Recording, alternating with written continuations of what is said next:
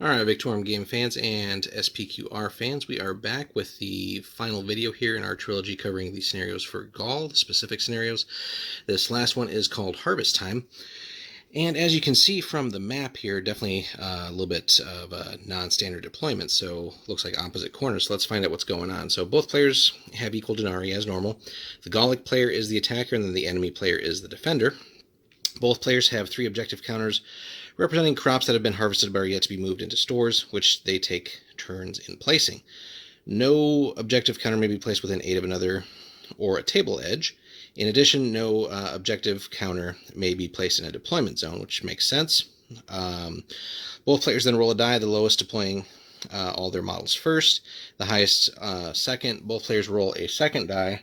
The player who rolls the highest takes the first phase of the game here. So let's break things down here. So there's not necessarily a dedicated or guaranteed, you're going first or second or deploying first or second. It's actually a roll-off in this scenario on both of them, with neither modifying the other, really. So something to keep in mind there. Although for game purposes, again, the Gaul player is still considered the attacker and the other person is the defender.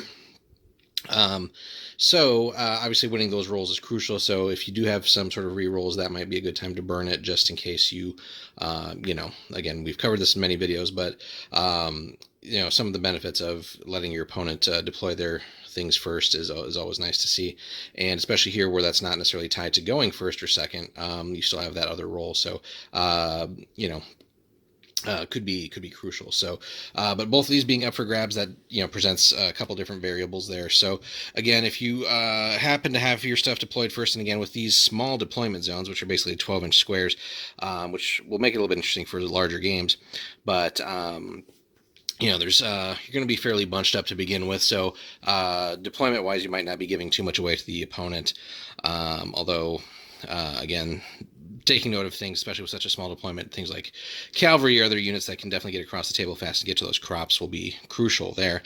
And, potentially here going first would be a great option too, just to get that leg up on potentially getting closer to crops, and then maybe winning the next turn as well. So for initiative. So special rules. By performing 2 consecutive special actions in the same turn, a unit in contact with an objective counter may gather any food to be found there. The unit's player rolls a d3 after the second special action. This is how many crop points they've managed to find, so pretty cool, little variable there.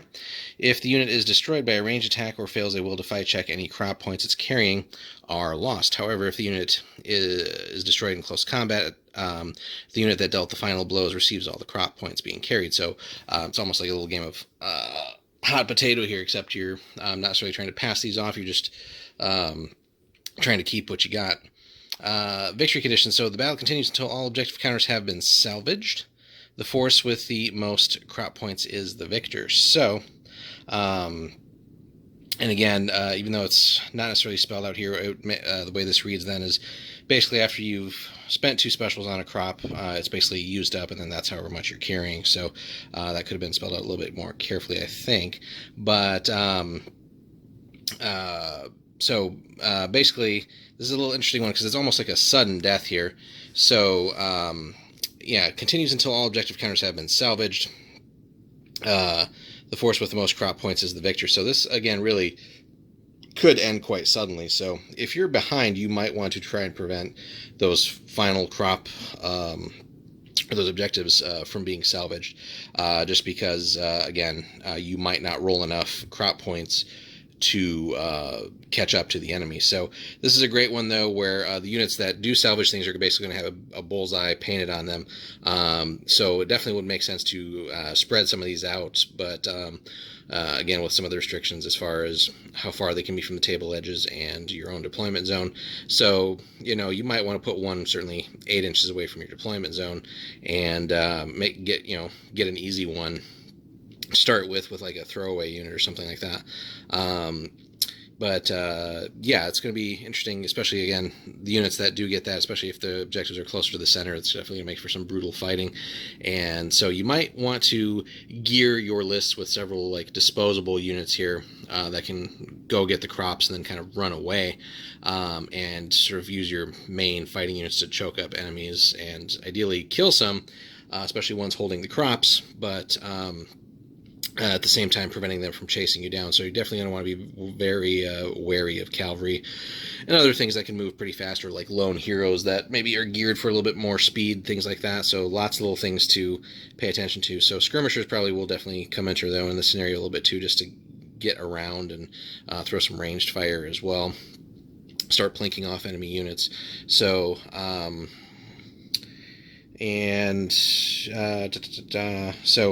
going back to the special rules here, just a couple things to clarify again.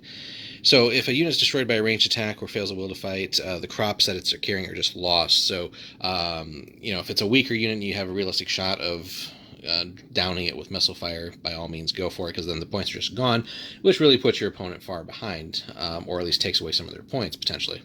Same thing if they have a failure of a will to fight, and there's all kinds of special abilities with the talents and stuff that heroes can also gear themselves towards causing that.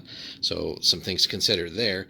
And however, close combat basically is where you want to, like, if you have a good chance of beating a unit in close combat, you want to try and pursue that then, because then basically the points are just carried over to your unit. So theoretically you could hold, if one unit goes and kills two of the enemies holding crops, you get all those points. So there's no like cap on how many you can hold, which in some cases might make it a little bit silly if there's like maybe just 5 guys left in a unit, but somehow they're carrying more than 5 crop points. But little things that could be tweaked with some experience running through the scenario a couple times and seeing what works. But this one definitely works pretty well for the Gaul player too, just because their army tends to be able to field lots of different units in large quantities of guys, which can then fan out pretty quickly and start going towards multiple objectives at the same time, whereas other armies might struggle a little bit in the mobility department. So as far as attacker and defender here, they don't necessarily seem to make another mention of it anywhere else, so I'm not sure what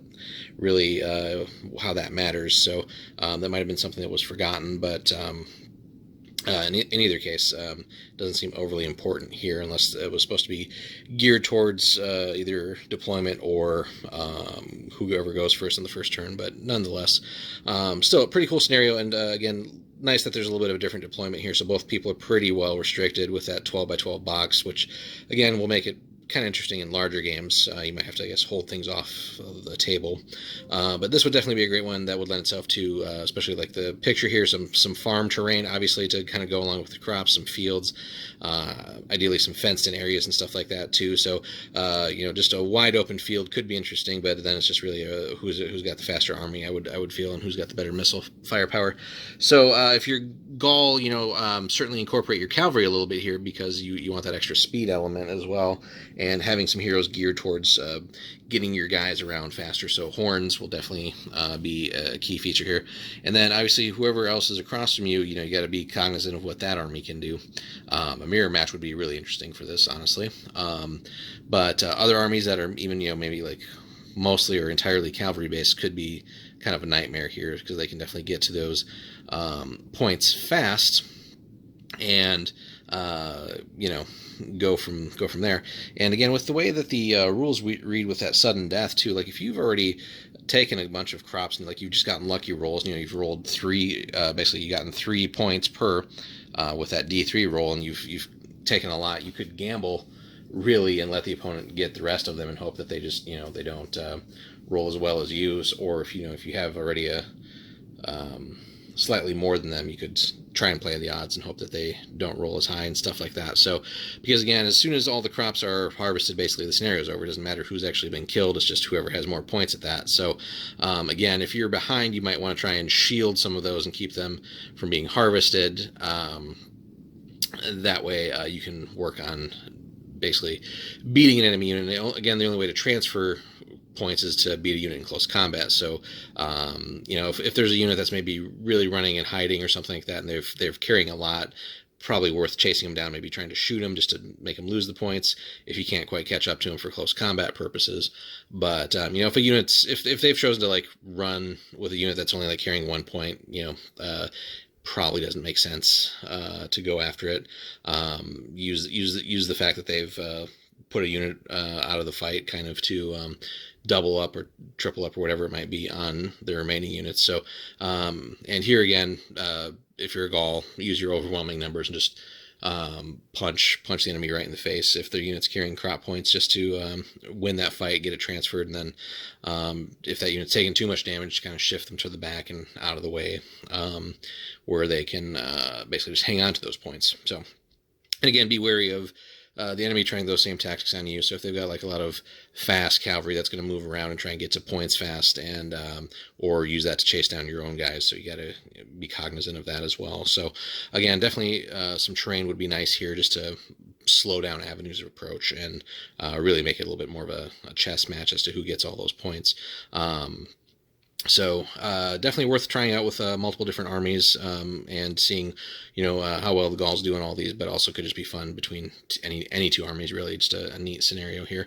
And again, that sudden death is definitely a little twist on the usual kill 'em all kind of thing or objective mission. So pretty neat there. So something that will probably be forgotten at various times until somebody didn't plan ahead, and then suddenly the game actually ends. So, but overall, a really cool scenario to wrap things up for the Gauls. Hope you guys enjoyed our little look here. So this one's Harvest Time, the last of the Gaul scenarios. I believe next we're transferring to Germania for their scenario, so stay tuned as we have more SPQR content.